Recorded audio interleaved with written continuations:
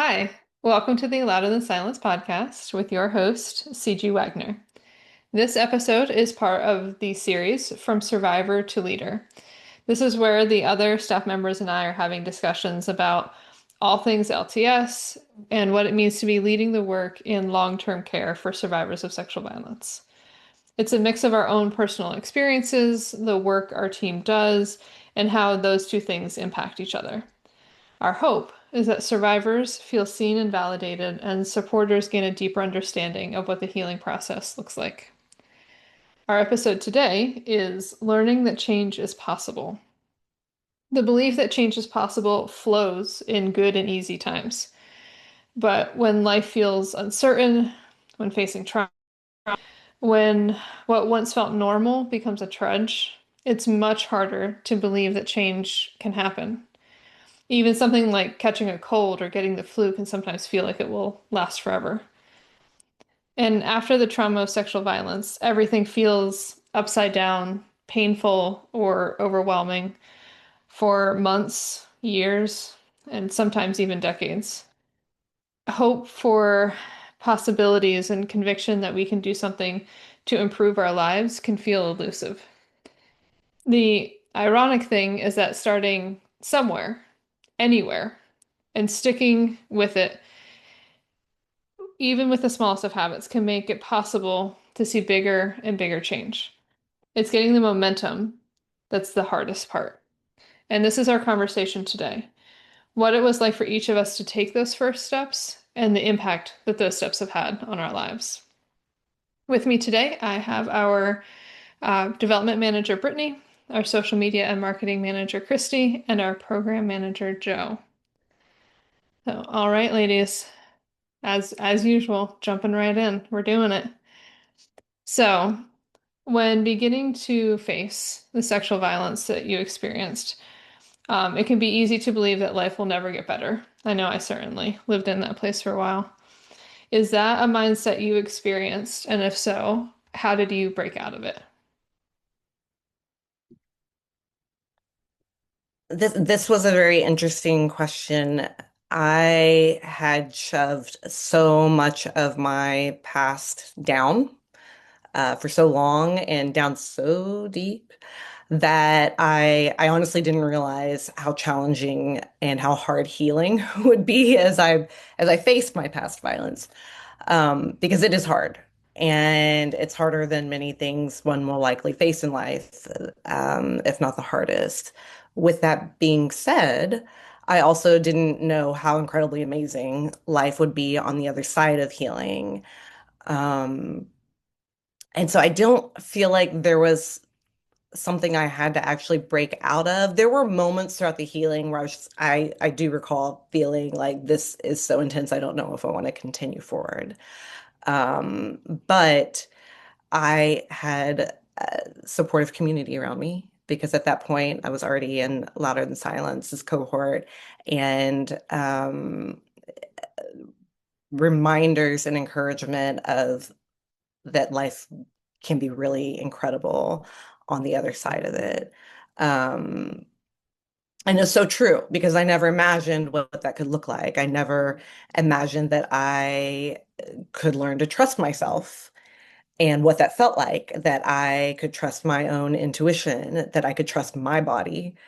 I didn't know about boundaries before this time and why I was worth having them and sticking with them, even when everyone around me, not everyone, but when there were people around me who dismissed them. I didn't know that all of my feelings, all of the parts that make me me, that all of my past was good, and that of course the sexual violence wasn't good, but the past filled with so much symptomatic behavior and responses from it that I like thought was bad, um, was really me trying to tell myself that something was not right. And they were clues. And through Louder Than Silence, I was finally able to put all of these pieces and clues together and had so many beautiful aha moments from doing the work. And I didn't know that was possible. And I learned that instead of shame, there's so much grace. And it is a wonderful thing to be able to communicate that to others who are navigating the process too. Yeah, I like that, Brittany. I feel like I was the same way. I functioned in a way like I was surviving so well. But I mean, I'm like, yeah, don't get me wrong, I was just surviving. But I did it so well that it was when I like started to want to explore what had happened to me. It was really, really scary, but it never like it was just different. I never had the like, oh, this will never end.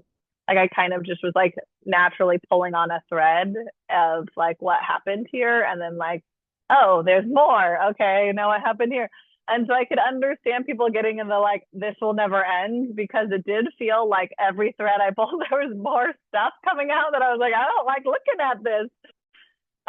So I understand that, but I think also for me, I was abused as a child and I had repressed it, and then I had like a full blown PTSD episode, where for like 2 months I didn't sleep and I had like horrible fears, um, and then that like just like kind of subsided and stopped.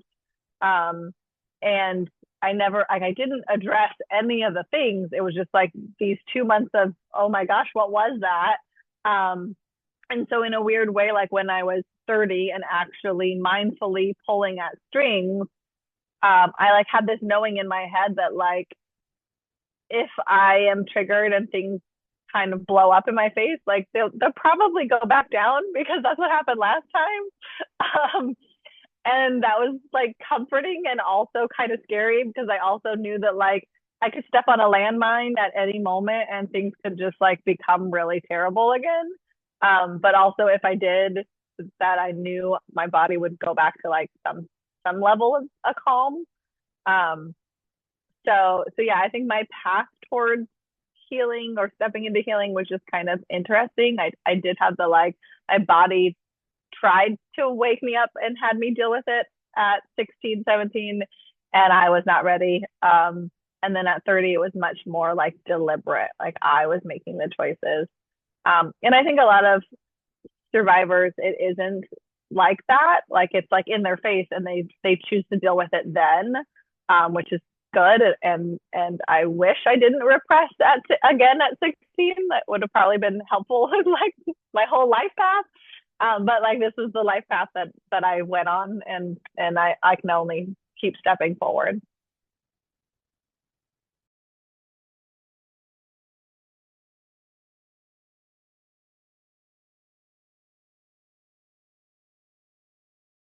So for me, um, I don't think I necessarily experienced that feeling or that mindset.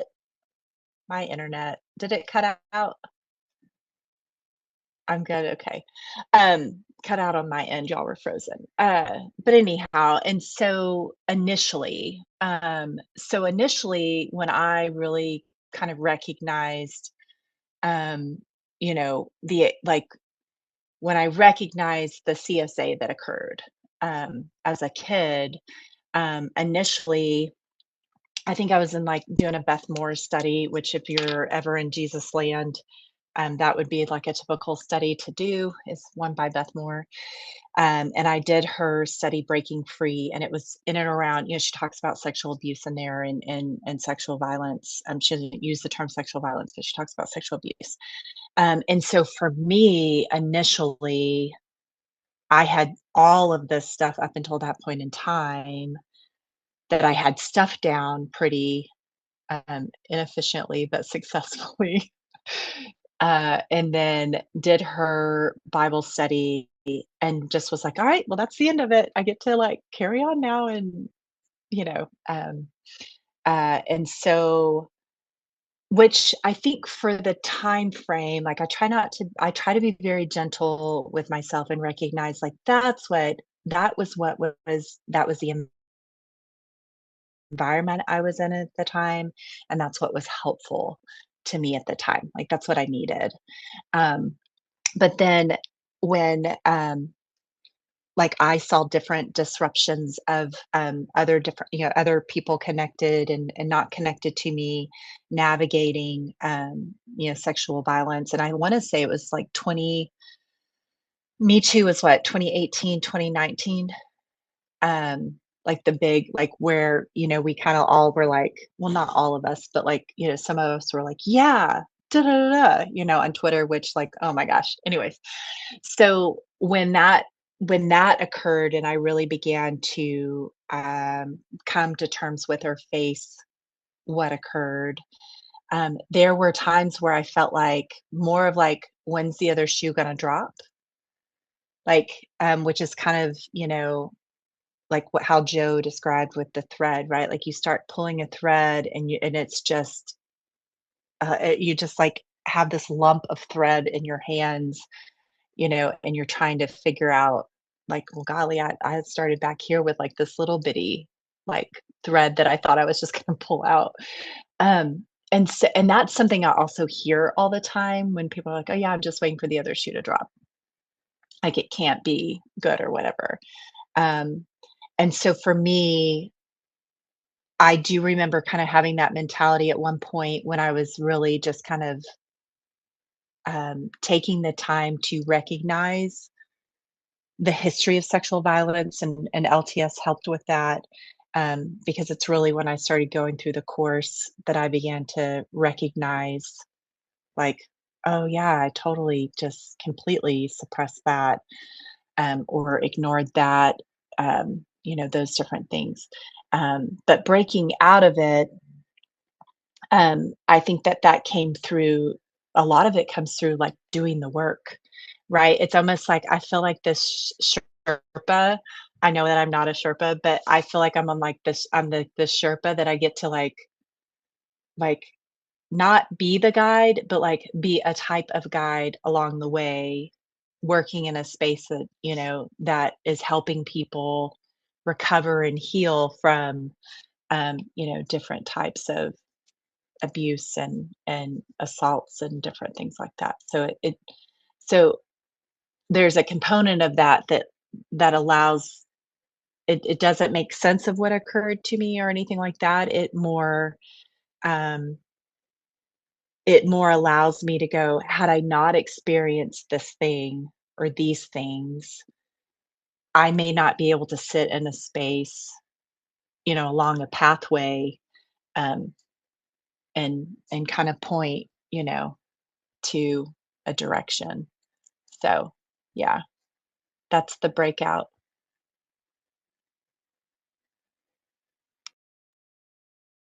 I love how each of you described something that I hadn't quite put my finger on either, which is I was stuck in this mindset for a while about like, like this is just what it is. Like things suck and it's too much and it's too heavy and whatever. But that was for me after all of the repression and then actually starting to face it. Right? Like when I was in that phase of just like trying to manage what was happening in my life, I just had no concept of why things felt so hard. Right? Like it's just like everything felt just like slightly harder than it needed to be, or like way harder than it needed to be. And I remember describing it one time to somebody as feeling like I was like trying to run just to get to the same starting line that everybody else started from. And and so it wasn't until I actually, like Joe said, started pulling the thread that it was then like, oh, now there's this thing. Like, oh, now there's this thing. And seeing like the depth and the extent of everything was when I really kind of got mired in the like, all right, like really like one more thing. Like how long can I deal with like one more thing being the thing to to process through. And and I really am not a huge fan of the saying the only way out is through. And yet like here we are that the only way to like get to the other side is to not stop in the middle of it. and to keep chipping away. But I also attribute LTS to helping me break out of it too, right? Because like once you have people who get what you're talking about, then when you're dealing with the like, oh, it's one more thing, like how can I deal with one more thing? You have people who are like, yeah, I totally get that. Like I'm struggling with that too, or I have struggled, or wherever they're at. And it made such a huge difference for me in my life, and um, yeah, and now I can look back and like look at that period of time where I just assumed that things would just be hard all the time. Um, and like you said, Christy, like trying to hold that grace for myself and where I was at, that when you start looking at the pain can just feel overwhelming, right? Like it's way too much. So connected to that thought, our next question is, what are some of the early steps you took to start healing, and why were they important? So like, yes, of course, like LTS, but like what what besides that? Like what were some of your practices? Like what were some of the things that like really made a difference in your life? But step one was LTS. Um, what made a difference? I committed to showing up. And honestly, that commitment was during LTS. That commitment was that I would show up even if I'd had the worst day ever, even if I didn't want to do the work, even if I didn't feel like I could, and I thought nothing good would come of it. I told myself that I could just show up and that nobody expected anything of me. No one judged me for just showing up and not producing. I had this expectation um, that I placed on myself, but it was learned that I needed to produce to feel worthy of existing. And what would happen, even though we're supposed to be speaking outside of the LTS realm, is that I would end up engaging at some point anyways, because when you are in a safe space with safe people, you can be silent or you can sit there crying or you can curse and share or not, and it's all okay. And that's doing the work. Just the showing up is doing the work. And so my commitment there led me to continue that with EMDR therapy and just showing up when I didn't want to. It led me to showing up in relationships where if my fight or flight would kick in, instead of fleeing and even fighting, I would show up and listen. And instead of defending myself, like constantly like going into defense mode or inserting myself, I would try and hold space and hear like what was going on inside of me, but also like what was going on with whoever I'm in discourse with, conversation with. Yeah, it becomes a domino effect. And it's really powerful. I also struggled a lot at this time with like mom guilt. And I still struggle with it some, but now I know that like if I'm caring for myself, like self-care has become very important. And I think that has been a fruit of showing up for me that that I can care for others around me even better. So showing up and really like looking at what do I need in this moment or in this day, that would serve me and then in turn serve others. I love that you stuck on the mom guilt, because I feel like that can get so in the way of like any attention for ourselves, and that first step has to be for you. Like it has to be. You have to like take the time to start dealing with your stuff. Um, So I love that you mentioned that, because I think that that can get in the way. And I know that for me, like it was the like, I don't have time, right? Like I have little ones, and I kept having little ones. And so it was like, um, but for me, my first step wasn't LTS. So it's kind of funny. I feel like I was like in the trenches all alone for 3 years, really, until I finally found LTS. And it was like finding water in the desert. I was like, oh, finally, something to feed my soul. But for me, my first step was figuring out the truth. So my memory, I was abused at 6 years old, and it was repressed. And through LTS, I've realized like there were other abuses, and coming to terms with those now. But the one that like started me on the journey was what happened when I was a child. And the first step was to stop pretending like it wasn't the thing that it was. But my bones knew, my body knew what happened, but because of my brain trying to save me, I had no memory. And unfortunately, the people around me did not also reinforce the like, no, it wasn't a thing. And so I was just being this loop of gaslighting myself, which really just disconnected my brain from my body, because I didn't believe my body, because I was being told something else. And so it just created this like weird disconnect from myself. And so in order to try to heal, I had to figure out like how to get the narrative in my head to actually match what my body knew. And so I went through this really interesting process of becoming like my own research journalist. And I started writing. I started writing what I could remember. Started to think about, what life looked like at that time. All of the little threads of like, why would I act this way? And why would people act this way if there's not something here that started all of these things?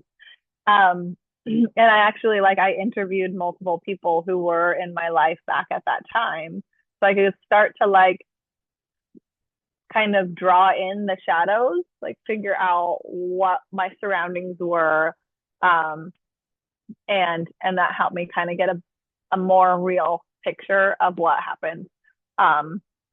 And then I ended up getting my CPS report, which I got to read the words from a 6-year-old version of me. I'm really glad that I had done the work of kind of doing the surrounding images before jumping into that, because it was a whole lot. And I know I wouldn't have been ready to sit with 6-year-old me right away. And honestly, I don't think I was ready when she showed up and I read what I read. I don't know if you're ever really ready, right? It's one of those doors that the monster's in there, and you just gotta open it and face it at some point. But I definitely wish I would have had LTS before opening that door. I had a very small amount of people in my corner. I did have some safe relationships, thankfully. And I know that without those, I don't know how I would have handled. But once I had LTS, it was, like I said, finding water in the desert. It was like, oh my God, I'm not the only one. And it just fed my soul in a way that was amazing. But yeah, for me, it was trying to actually uncover the truth of what happened so I could stop telling myself that it didn't happen, because that was the narrative.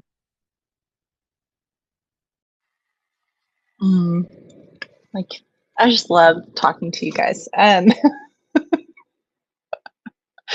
It's always yeah. So, like I had mentioned earlier, that first step was I did a Breaking Free Bible study. And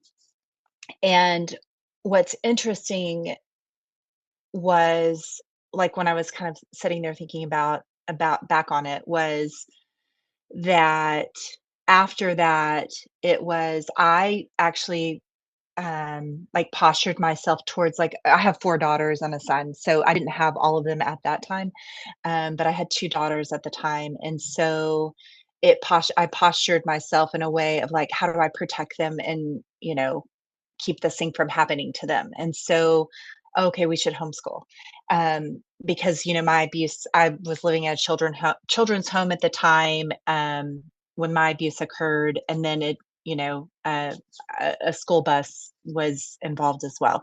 And so, like, letting them outside of my, control, I'll just say it, but, like, out of my protection.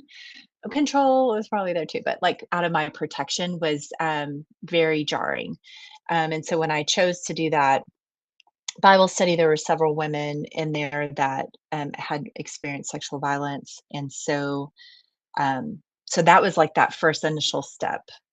But then in going through LTS, it w it just expanded in such a way where I had language actually, right? Because, back in the day when you're doing a study and you're talking about Tamar being raped, it's like David does nothing, but we're not really talking about it like that. We're talking about the sin of Absalom or whoever it was. I can't even remember these days. It's been so many years.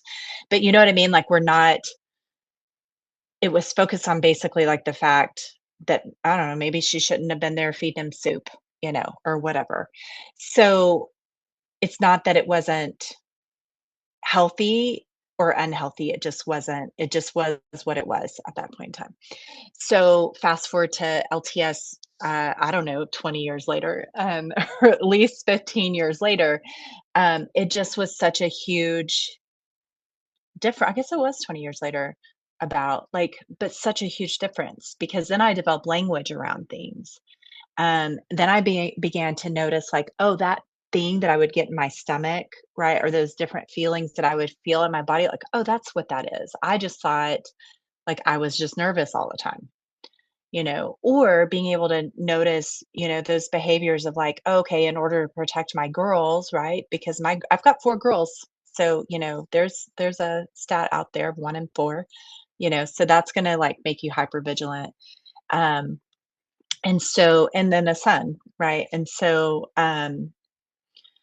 it it's just really, really interesting to see like as that language developed around it, and I had more of an awareness of how to connect my brain to my body, I began to notice things in different spaces. So if I was in a space and I was like, oh, that whatever, I'm not gonna say that guy, but like that person's off a little bit to me, like I feel really uncomfortable. That was a weird thing to say.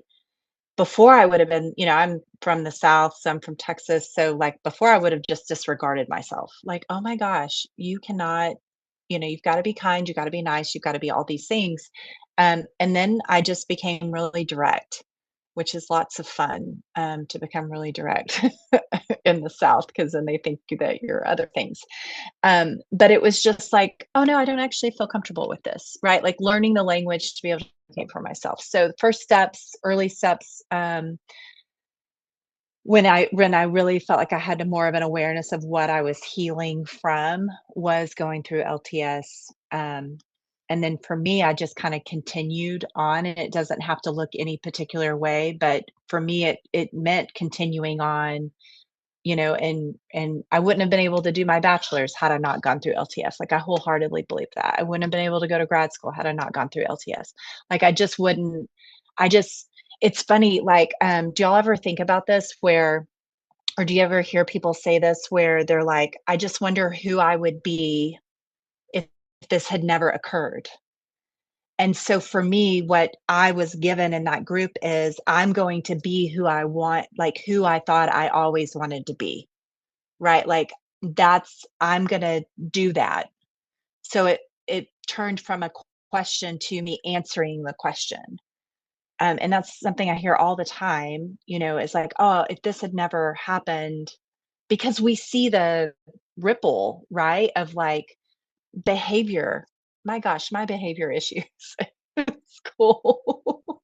Like you see the ripple of like behavior issues or self-worth issues, right? Like the way you view yourself.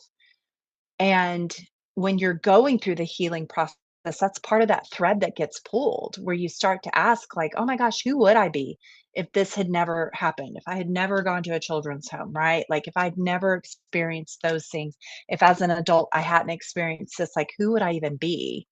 And so it's just kind of a neat, it's not neat, but it's like, it's just interesting to be able to look, at it now and be like, oh, I started asking myself, who do I want to be?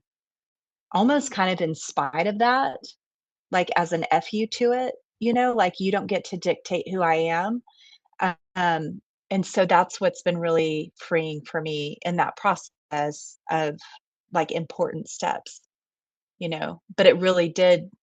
I know we sound like we're like, yay, LTS, but like literally, I mean, it just catapulted in a way, to where I have the agency and the way I know how to advocate for myself now. I feel good about myself. Like you talk about Brittany, mom guilt, like it's very easy to have mom guilt when you're like, oh, do I leave the 2-year-old at home so I can go do EMDR? EMDR was a huge part of my healing journey, and being able to address different negative cognitions, negative beliefs that I had about myself. And so, um, like, oh, but I feel so bad leaving him for like that whole hour, you know, and I think there's so many like cultural burdens that are placed on us, as women, just in general, right? That like we should be able to do all the things that when you start like pulling the thread and unraveling all the stuff, it is an overwhelm, right? And then what gets lost often is the self, is the person that's trying to heal because it's just so overwhelming with all the different parts of life that make life full. So, yeah, so that was just my roundabout way of saying that's why they were important, is because, it allowed me to be able to redefine of who would I have been to, who I am.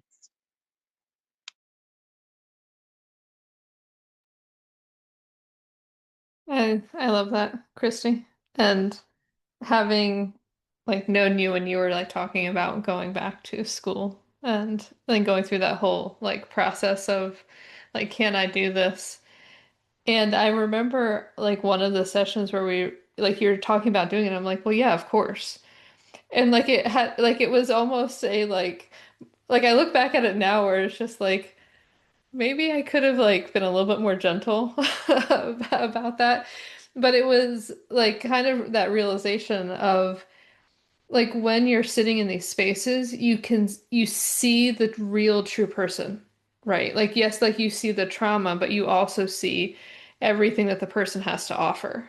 And I think that that is like we all need spaces like that, right? Like people who like see that despite all the things that we would call flaws or limitations, that they don't actually dictate what our life ends up looking like. And so I appreciate that you shared that bit of it. Um, for me, some of the early stuff for me was actually just like allowing myself to get angry. I remember reading a book and in my faith background there was a lot of the like you're not allowed to be angry, like it's very much a like somebody asking you how you're doing and you're like everything's great, praise God, right? Like and it's like I'm dying inside and everything is a struggle and I'm like just trying to figure out how I can like suffer through being in this room with hundreds of people for the next 84 minutes, but I'm telling everybody that everything's great, right? And so I like read this book that was from a not faith-based author, and she was like clearly pissed about like what was happening with sexual violence. And I was like, "Oh, this is the first time that I realized I'm allowed to be angry about this. Like I'm allowed to just be as pissed off as I like need to be and want to be." And that is really what changed things was allowing myself to like really recognize the anger that existed. And part of that anger then showed me how much I was limiting myself because of fear of like if I say the wrong thing, then I will be punished. So I have to like silence myself, right? So like one of the names for louder than silence comes from this like all it takes is a whisper, right? Like it doesn't take much to have it not be silent anymore, but it was a real struggle. And I like committed to myself this idea of I would not hold back something that needed to be said because of fear. So like it might not be the right time or whatever, sure. Like of course, like be considerate when, having conversations, but realizing that one of the reasons I felt so angry was because I felt silenced, but I was the one silencing myself because that's what felt safe. And when I made that commitment that I would no longer do that, and I still have the same value system, right, of like interacting well with people and all those things. It didn't mean that I like no longer cared about how I interacted with others, but it changed all of my relationships. Like not one of my relationships stayed the same after I made that commitment. And um, and that was painful. Like that was painful and challenging, and I'm incredibly grateful for having done it. But it was really the allowing for anger as the initial emotion and then like the others that followed from it. I think if I hadn't recognized that anger is actually a really healthy response, that I would have kept shutting myself down.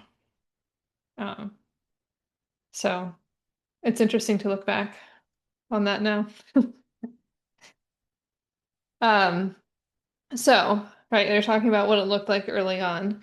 So on the like other end of things, right, today, here you are having this conversation. What is a healthy thing that's like a normal part of your life now, just like day in and day out, normal part of your life that you didn't even know to like hope for previously? That like it was not even like on your radar, but it's just like here's your life now. I read daily. As a child, I loved to read. I won a Who Can Read the Most Books in a school year contest when I was in third grade, and I got a shirt that said Brittany read 105 books this year. And yeah, I loved reading as a child, and as an adolescent, it brought me so much joy. As I got into high school and college, when there were reading assignments, there was less space and time for reading for joy. And then eventually I just stopped. And then trying to like step into adulthood and marriage and kids, it just took a back seat to everything. And I began reading again a couple of years ago. I mean, I wouldn't read a book a year. Like I did not read at all. And a couple of years ago, I began reading again, and I'm initially wanted to read to like improve my knowledge of things or whatnot. And then I slowly learned that I could just read for joy, just for sheer joy. And that's what I do. So every night before I go to sleep, I am reading, and it is the most peaceful way for me to end my day. And I never would have imagined that I would read as much as I do now, looking at 20 years of adulthood. And I love it.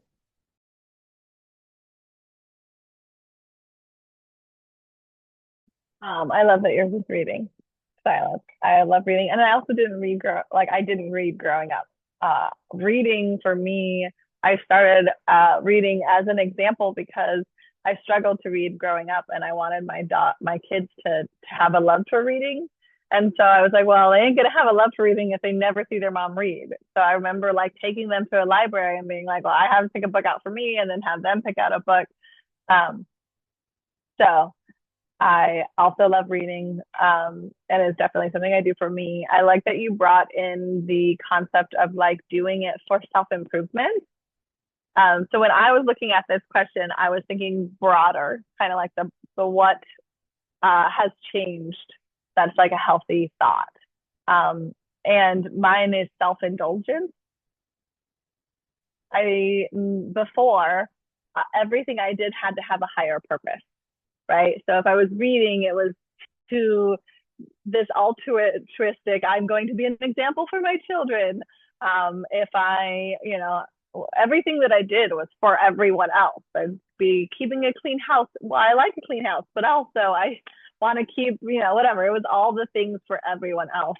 And I remember like the littlest self-care I thought was I had to like qualify for, right? Like, okay, I'm gonna go take a bath, but I did all of the dishes and I fed the kids and food's on. Can I just have 30 minutes, right? Like that was like the way that I functioned.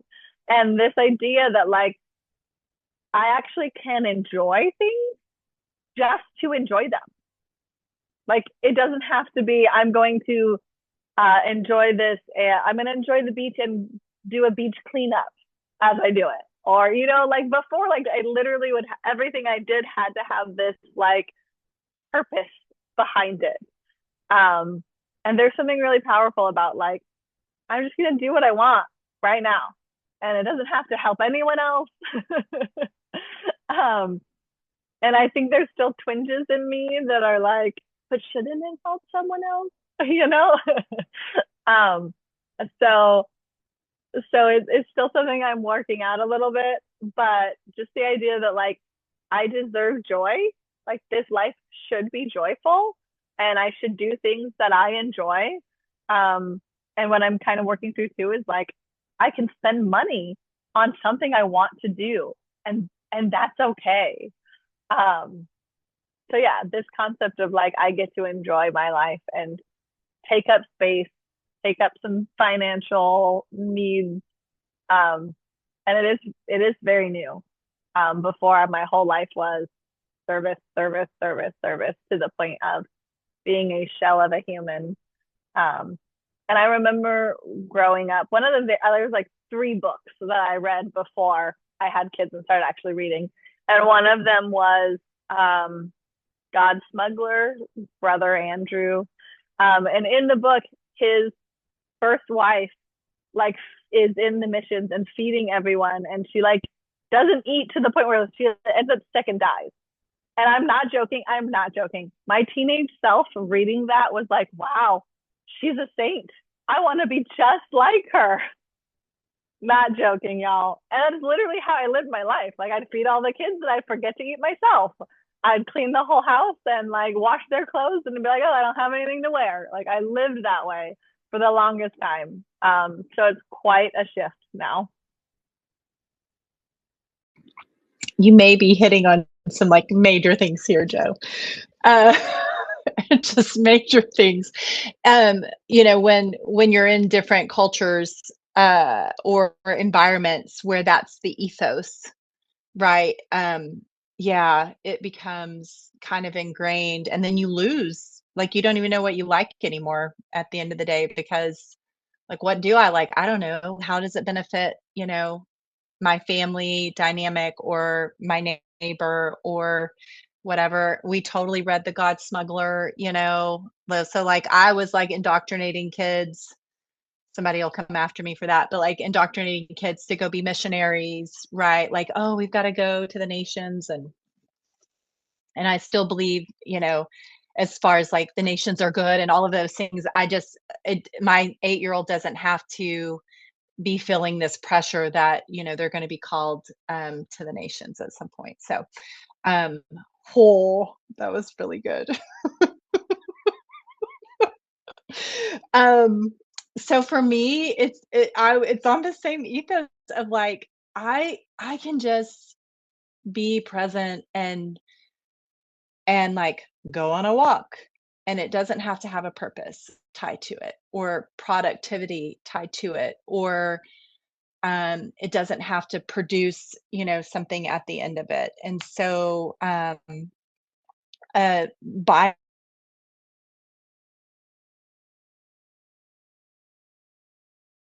would not be sorry, my internet. Um, when you're ingrained in that environment, it would not be abnormal to go without, um, different things that you might need in regards to whatever clothing or whatever it might be, right? I think that's why some of the things have anyways, I was gonna make a joke, but I'm not. So like rompers, right? Like why that maybe that's why people have rompers is because like it's just easier and you can feel better about having to not buy more rompers. I don't know. But it's kind of cool to buy myself something because I want it.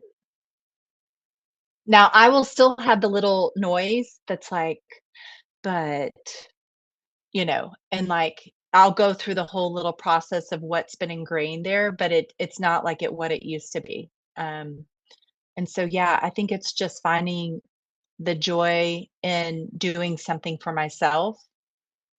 And I think that that pushes back against a lot of the narrative of selfless living that I was immersed in.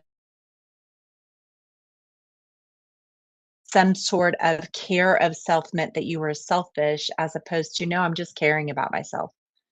And and so yeah, that may be a whole nother episode of environments, how your environment can impact you in healthy and unhealthy ways. That sounds like a great conversation. Um, I recently read something that was pushing back on the golden rule, right? Treat others like you would treat yourself. And was saying that the actual translation is you treat others the way you treat yourself. And it was like, oh no. Okay. So yeah, I feel like that would possibly be a thing to talk more about.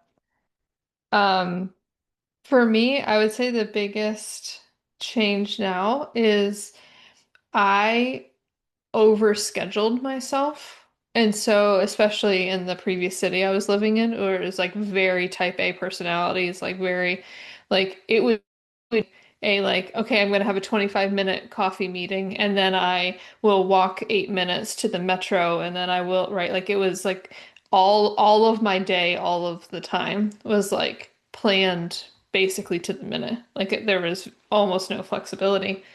And I would even do that when I wasn't working. So like on my days off, I would like get up and like make the list of all the things that I had to do for that day.